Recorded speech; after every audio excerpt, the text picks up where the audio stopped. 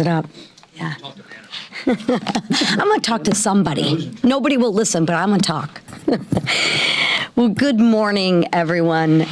This week, we're celebrating America's 250th birthday. And I've been thinking a lot about what that actually means for 2026.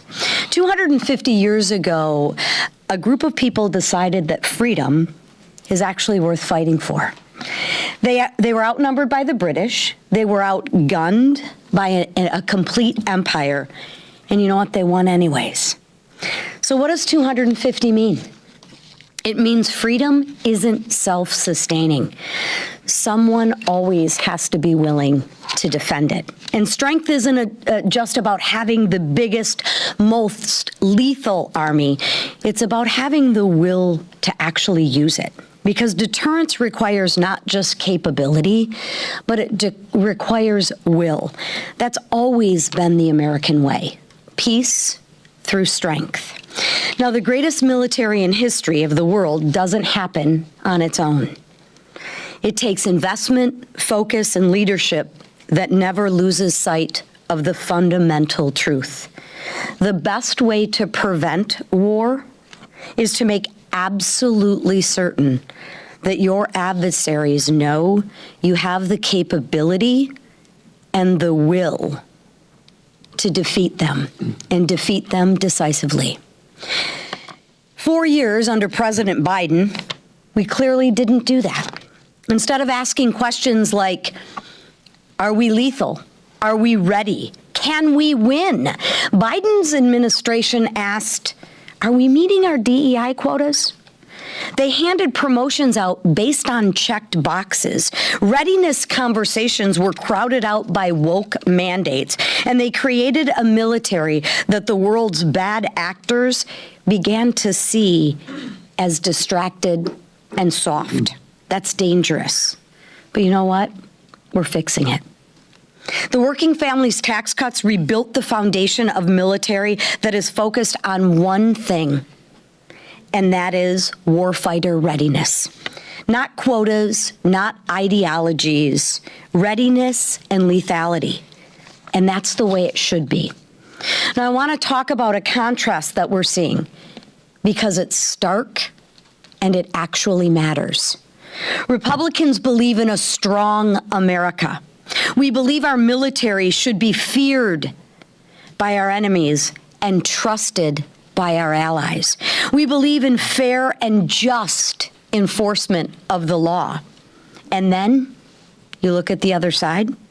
We've watched the radical left call to defund the police, turning their backs on the men and women who run towards danger so the rest of us don't have to. We've heard Democrat voices say that America deserves what happened on September 11th. And that somehow we brought on ourselves. Let me remind everybody that 2,977 Americans went to work that morning and never came home. And someone decided that that was justice. We've watched members of their coalition say Israel, our closest ally in the Middle East, doesn't have the right to exist. A democracy, an ally, gone, just like that, if it never existed. And recently, the Democratic Party is actually lifting up as a leader. She uses the American flag as a napkin. As a napkin. Think about that for 1 minute. That flag has been draped over coffins of 18-year-olds who never got to come home. Fathers who kissed their kids goodbye one last time without knowing it. Husbands whose wives still sleep on one side of the bed. It has been folded slowly, deliberately, with shaking hands, and placed in the arms of mothers and fathers of widows, of children too young to understand why their mom or dad isn't coming back. They will hold it for the rest of their lives because it's all they have left. It flies over every veteran cemetery in this country. It's the last things families will ever receive. And this woman used it as a napkin. That's the comparison. That's the contrast. That's who the Democratic Party is lifting up. But it's more than that. Around the world, in countries living under oppression, under tyranny, under regimes that crush the human spirit, that flag actually means something. It's the symbol of freedom, of liberty, of the ideal that people deserve to determine their own destiny. There are people on this earth who would risk everything just to stand beneath it. And someone in the Democratic Party that they want to send to Washington admitted to wiping her greasy hands with the American flag. That's who the Democratic Party is. Using the American flag to wipe their greasy little hands with. That's who they're lifting up. That's the direction of the Democratic Party. And you know what? The American people deserve to know it, and the Democrats, you better own it, because silence is agreement. But here's what I know. Most people, left, right, center, they don't want that. They want safe communities. They want a military that can protect them, and they want a country to be proud of. That shouldn't be a Republican idea. That should be an American idea. As we head into this 250th birthday, our job is simple. Leave this country stronger than we found it. A military that is ready, a republic that is free, just like generations before us did. They did our part. Now it's time for us to do ours. And with that, I want to turn it over to my friend and colleague from Texas, Ms. Beth Van Duyne. You gotta do that. I want to thank you. Can lift that up a little bit. Am I like apparently I'm the tallest person? There we go. I want to thank Speaker Johnson and Majority Leader Scalise and Chairwoman McClain for having me here today. As July 4th approaches, so does the 1-year anniversary of our Working Families Tax Cut Bill that's being signed into that was signed into law by President Trump after passing both the House and the Senate, saving the American people from the largest tax increase in our nation's history and delivering real relief for hardworking Americans. And now, thanks to the Working Families Tax Cuts, we are in a new era of making sure hardworking Americans keep more of what they earn and are paid more for what they do to support their families. Passing the Working Families Tax Cuts was a multi-year endeavor of talking to folks from across the country. Hearing directly from the American people guided everything that we did to ensure that more dollars stayed in their pockets, and so that we could help as they worked to recover from government-created and historically high inflation, from brutal Biden-era job-killing regulations, and the sacrifices to make ends meet from month to month just to keep their businesses afloat. Empowering American families was central to everything that we would do. Getting these tax cuts done correctly to help working Americans was personal to me. I know what it's like to work an 8-hour job, a minimum wage position, and then pick up additional shifts at another job just so I could scrape for every dollar to pay rent at the end of the month. And keeping all the money that I earned from tips would have made the difference between being able to go to the grocery store to buy what I wanted to eat, or once again having to pack up leftovers sent back to the restaurant kitchen at the end of the night. And legitimately, I did that. Just like we have working Americans across the country doing that day in and day out.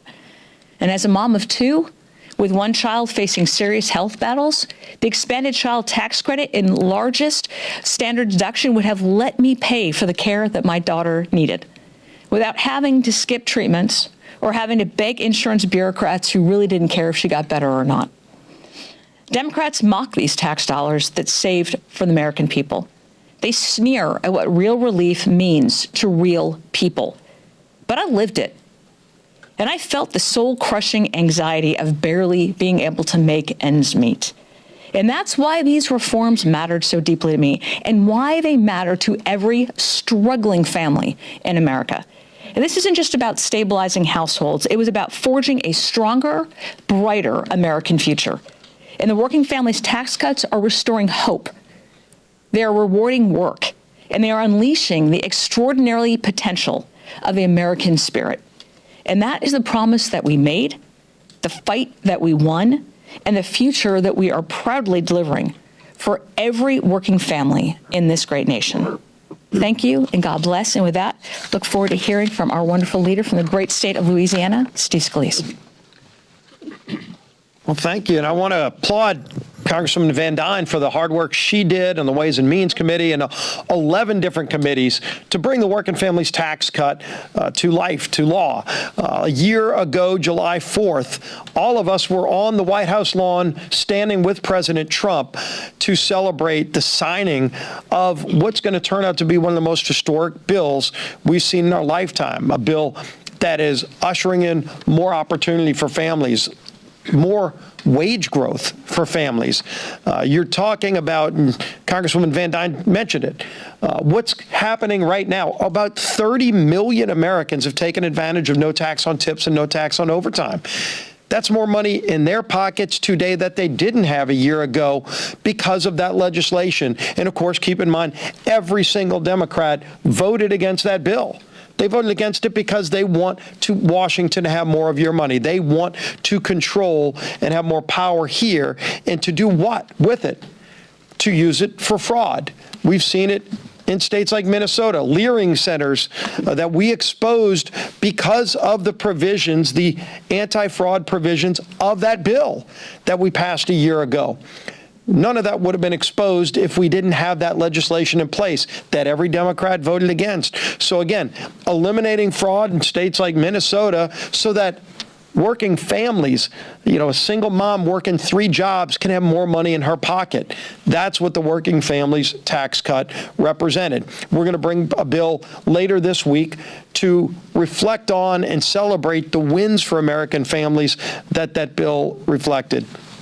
Earlier in the week, we're going to be dealing with a number of other things, too. We've got the National Defense Authorization Act, a really important bill to set the priorities for our nation's defense.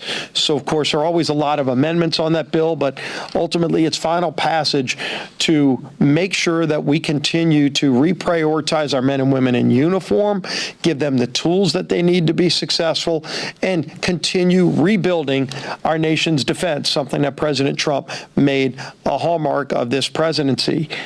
We're also bringing the bill to address the state and foreign operations budget. Mario Diaz-Balart's appropriations bill, it's another item on the agenda this week. Last night, we passed a major bill to protect children online, the KIDS Act. Huge bipartisan victory. I know they're not common around this place, but it happened last night where Chairman Guthrie and the Energy and Commerce Committee worked for months to put together legislation to protect children online. You can see what that bill did to help protect children from pornography and other things that we've been trying to accomplish and we're able to do. That bill's now going to go over to the Senate.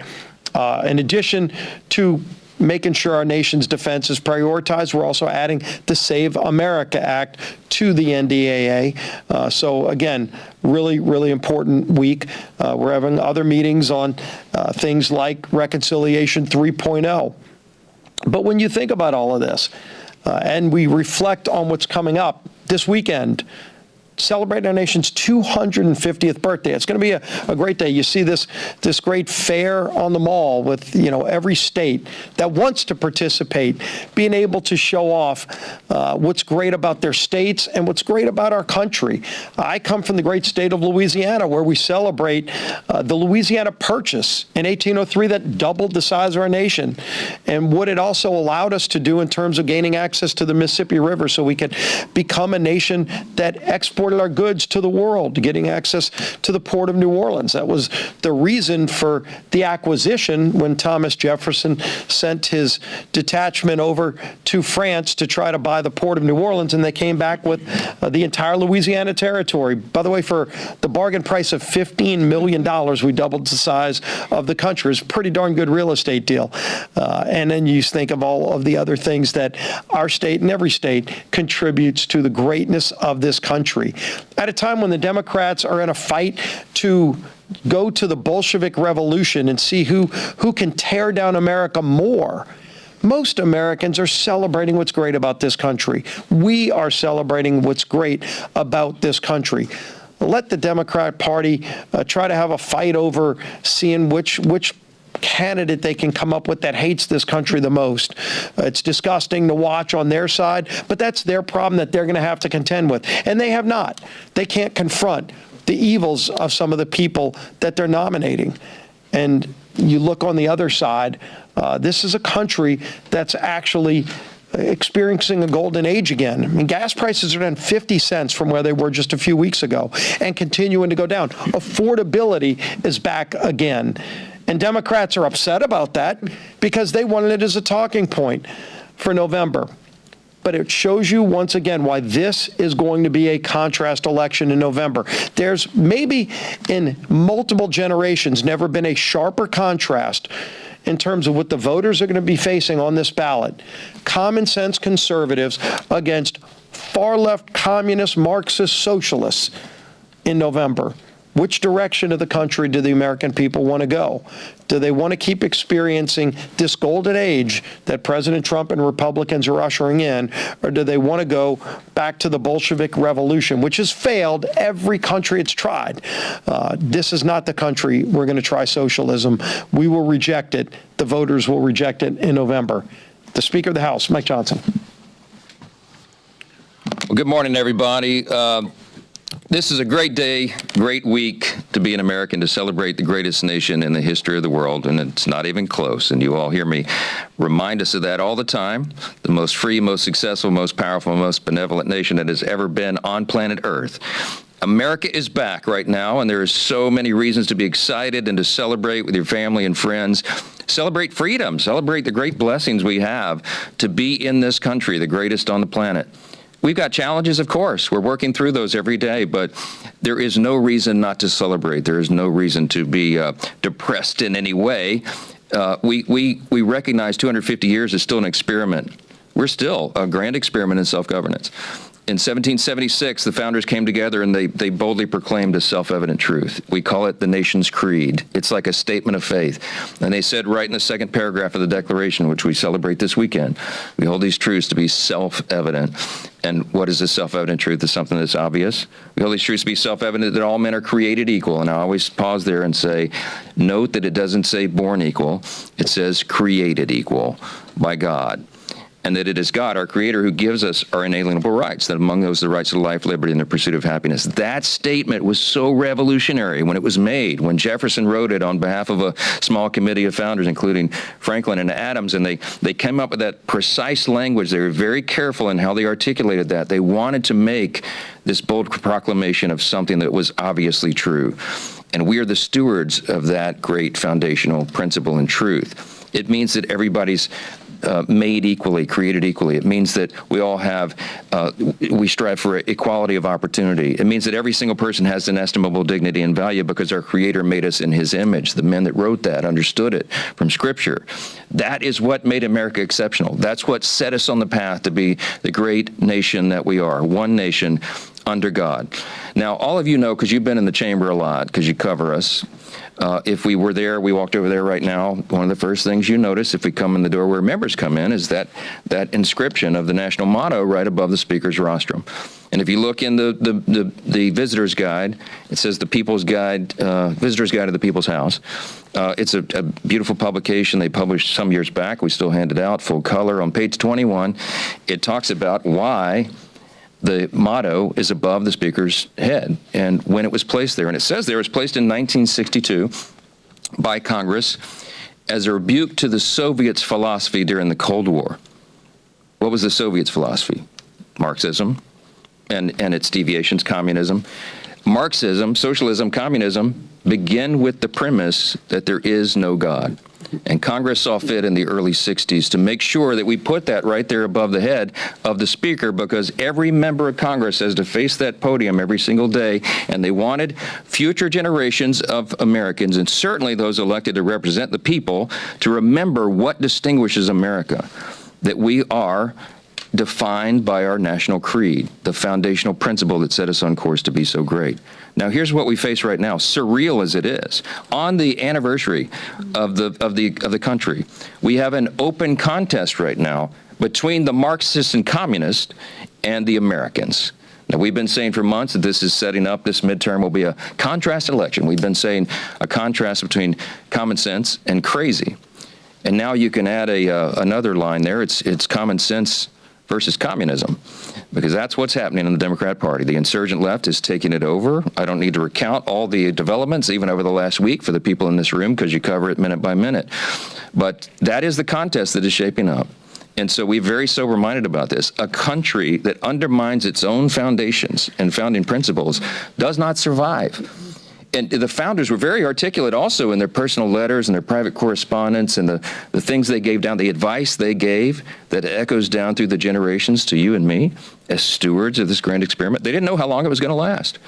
I can tell you one thing, though, the father of our country, George Washington, in his famous farewell address, which we read on the floor each year in the Senate and now in the House on the anniversary of his birthday, he gave all the advice that echoes down through the generations to all of us, his countrymen, how to keep the republic, an experiment that had never been done before in history. And he said, watch out for national debt. We're working on that right now, okay? Watch out for too many foreign alliances. That's become a problem sometimes. It says, make sure that you don't get into factionalism, regionally or by political parties. Well, we didn't follow all that either. But what he said, but you know what?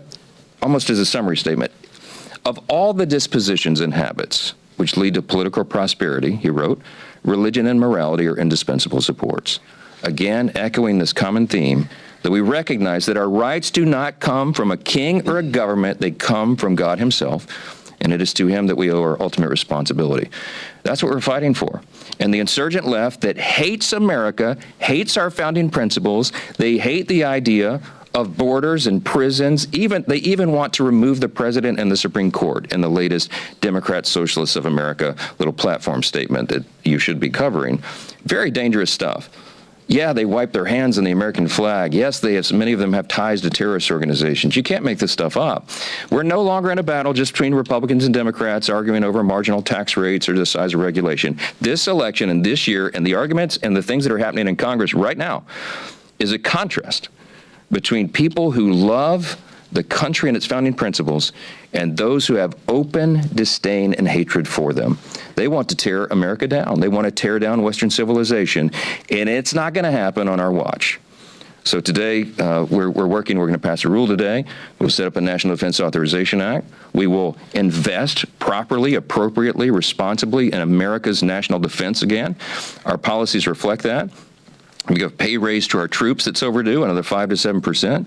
We will advance 65 of President Trump's priorities and executive orders in the legislation. We will do the things that are necessary to make sure we maintain our status as the great superpower, the remaining superpower on the planet. It is absolutely essential that we do that for a couple of reasons. Number one, Reagan used to remind us, you hear me say all the time, freedom is not passed along in the bloodstream. It's got to be fought for, protected, taught, passed along to the next generation, or else they won't have the same liberty and opportunity and security that we have known. And America is the leader of the world. We are the beacon of freedom. The Capitol building, one of the most recognized symbols on all the planet, because that Capitol dome represents liberty. It represents freedom. It represents the great nation. We will not sacrifice that now. We will double down. We'll celebrate on July 4th, on our nation's grand birthday, the semi-quincentennial, and we will advance those principles further. We will win the midterms. The Republicans will stay in charge, and we will continue to advance great policy like Beth recounted, the working families tax cut that we celebrate the one-year anniversary on July 4th, and so many other things. Over 700 pieces of legislation that have passed through the House, over 100 executive orders codified already, and there is more to come. We have much more to do. America's back. You should celebrate all the great things it is to be an American. I'll take a few questions. Chad. Good morning, thank you. What was the obligation of Tom Kean Jr. to his constituents about his health during this prolonged absence? Should he have said something to them? I understand Tom has given a speech on the floor this hour. I don't know exactly what he said, but I hope that he was fully transparent, as I encouraged him, many times over the last few months to be. Should he have been more upfront in that interregnum? What did he say? Did he tell what his? He hasn't said anything. Okay, all right. Well, then But I'm saying he had 4 months to do that. He did, and I encourage him to be transparent, because what you will find when he does the speech, whenever that happens today, is that there's no conspiracy involved in this at all. There's nothing scandalous at all. He has a health condition, as he said. If it were me, I would have been more specific about that, and I encouraged him to be. He will today, but it will be understandable to you. It's not an uncommon kind of condition and ailment that he's been fighting, and I think people resonate with it. I think he'll get a lot of empathy because it's something that's very, very common. So I encourage him to come back. I'll say this about my colleague. He is a genuinely good man. He comes from a long line of a valiant public service. His family is very well known for their service, and he's a person of integrity. And I think he'll address this with the integrity and the character that he's always shown us as a great team player, a patriot, a faithful public servant. He's missed some votes, but he's still been working as he was able, as he explained. His staff's been working overtime, I know, because they're in constant contact with mine, and I think his constituents have been served throughout this process. We're all human. People get ailments. People have to fight cancer and terminal diseases and all sorts of other maladies, but they're still the duly elected representatives. They do their best in those trying times, and I think the American people understand that. I think Tom gets reelected easily this fall, and he'll be back, and he'll be back in full health, and he'll continue to do what he's been doing his whole career. Jake. How you have a bunch of issues, as you alluded to, on this rule, SAVE, and there's this Delphi pension situation that Mike Turner said you were for, so the president was for, and then it was made out of order, not made in order in the Rules Committee. What's your plan on that? Well, on the Delphi thing, we ran into a point of order problem, a rule problem, because the way it was presented, it was, not to get too deep in the weeds, but it was appropriating on an authorizing measure, and that's always been subject to a point of order and a problem. Mike Turner is earnestly trying to get this problem solved for this it's a significant number of employees of the former Delphi Corporation that had their pensions rated under the Barack Obama administration, and we're anxiously trying to get a solution to that. So I certainly understand and appreciate his zeal. There were hundreds of amendments filed to the NDAA. Many of them were not made in order because they were either not germane to the underlying bill, or they had a point of order they were subject to, or it was in the jurisdiction of another committee. And we've been very insistent since we returned to the majority back in 2023 that anything that goes on the NDAA, I think logically, obviously, must be directly related to defense spending and within the jurisdiction of House Armed Services Committee. And that's a rule that we've maintained consistently across the board. So we're working on that, a number of issues. Of course, people get grumpy sometimes when their amendments are not made in order on a big bill like that, but we addressed it in conference this morning. We reminded everybody of the rule. We have to be intellectually consistent about this, and we're going to work through those other issues. Now, with regard to the Save America Act, listen, I don't know how many times I can say this. As you all know, we've passed the Save America Act in one of its various forms 3 times in the House already. We will pass it again this week when the NDAA passes. The Save America Act, as passed in February unanimously by all Republicans, and that's components of the proof of citizenship to register to vote, and voter ID when you show up to vote. That will be merged onto the NDAA and transmitted to the Senate as one bill. That's the most efficient, effective way to do it. There's no need to add an amendment to the NDAA. Let's just have the full bill that's still sitting there and has been transmitted to the Senate. Let's send it again, but put it as part of something that we hope and believe will be a bipartisan vote in both chambers, and that Democrats in the Senate will understand. Goodness, as much as I may have disagreements with the current administration, it's probably important to pay the troops and fund national defense. I certainly hope that they understand that, and maybe the SAVE Act makes it through in that vehicle. We're going to continue to do everything we can. I would pass the Save America Act every day in the House if I thought it would do any good, but we're going to be stacking them up over there. This will be the fourth iteration, and we're going to hope that the Senate will do the right thing. I got to get a lady. Yes, second row. Do you have any opinion on the Supreme Court rulings that have been decided this morning? This morning, I've been busy since 6. I haven't seen the ones this morning. They ruled on transgender athletes that states can pretty much, they can Big victory for they can us. protect against discrimination solely on the basis of biological sex. Yeah, that sounds like the right result. That's common sense, and I think what we expected. I can reference the opinions that came out yesterday. Had a quick time to review those at about 1 a.m. Last night, and I can tell you that the one that we were really very disappointed in was the Watson case, where they said, this is how long do you count mail-in ballots? California is destroying every American's faith in our election system by dragging this thing out and counting ballots for weeks on end after an election. It's absurd, and I think the court missed this one. It's 5-4, and I think they went the wrong way. And they said, well, the states get to decide how to do that. Now there is some question as whether we can tighten that statute and make another run at that. So we're looking at that in detail.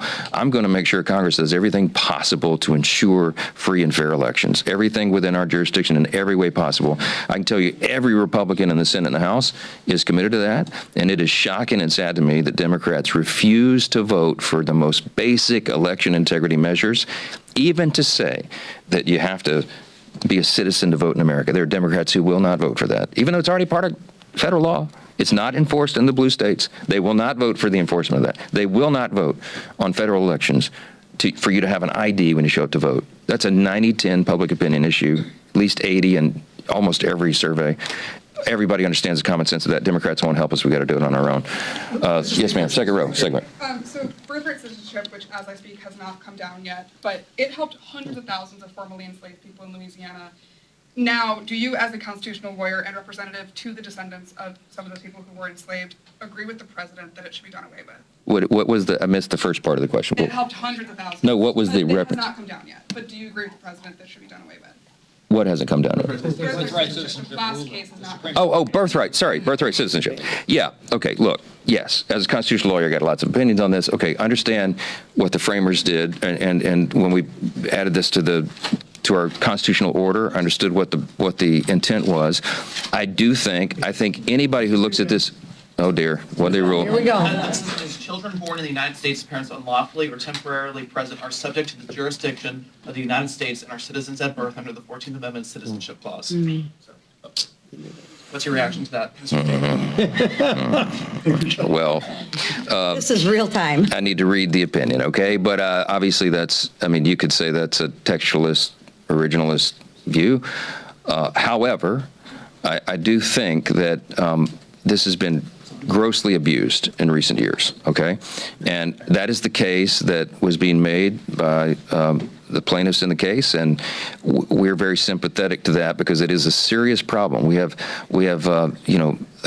it's become a birthing tourism, they call it, a trend where people will just come and you just come onto the soil and have your child, and then they're able to avail themselves of the welfare state and everything else. It's been abused. It's one of those things that was intended to serve a noble and important purpose and has been thwarted and overused and abused. And so I'm sure that we'll continue to look at that. I mean, I'm sure the conclusion from this opinion is going to be that you got to amend the Constitution to fix that.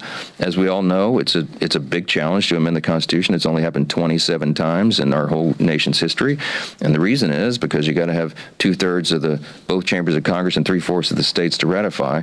It's usually at least a many years long process and very complicated. We'll see. I'm sure there's going to be lots of discussion about that. I will say I'm very disappointed in that outcome. I think it subjects the country to serious challenges going forward, and we'll have to deal with it as a Congress. Last one. Mr. Speaker. Yeah, front row. Sorry. On the housing bill, Yeah. the president said yesterday that the housing bill is unimportant in his view compared to the Save America Act. I know you want to see the Save America Act passed, but do you share that view that the president said yesterday? He seemed a little bit dismissive of the bill. No, look, And in your conversations with him, are you confident that it will become law, that he will not veto it? And then are Republicans missing out on that opportunity for him to sign a piece of legislation that you all described affordability as a big issue in the midterm election? Yeah, it is. The president has a lot going on, and I think it's safe to say he's not read through every line of that piece of legislation. It's a lot to it, and a lot of great things, and he and I have spoken about it quite a bit. He understands all the dynamics here, what he was saying, and legislation. But what he was saying is, in comparison to ensuring election integrity, which is now represented by the Save America Act, nothing is as important, because you cannot maintain a constitutional republic unless you have free and fair elections. A government of, by, and for the people is ultimately and foundationally dependent upon that. That's what the president is saying.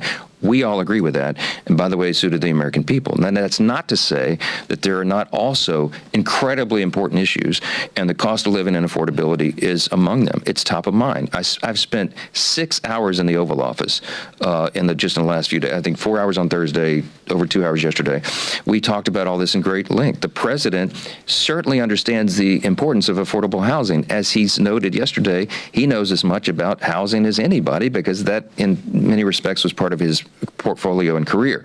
And he understands that we've got to reduce the age of the average first-time home buyer from in their 40s to their early 30s and get back to some sensible market conditions. Now, he also points out that interest rates are a major factor in that, as we all know. Anytime there's a housing boom, there's lower interest rates, and it spurs on that activity. But there are also input costs and the cost of construction and the barriers to entry. We address so much of that in this housing bill that we fought like warrior poets in the House to make sure it was good Republican policy in the end, and it cuts regulations, it reduces costs, it helps spur on construction, and it gives more affordability and availability to more people. The president is 100% in favor of all that. It will become law.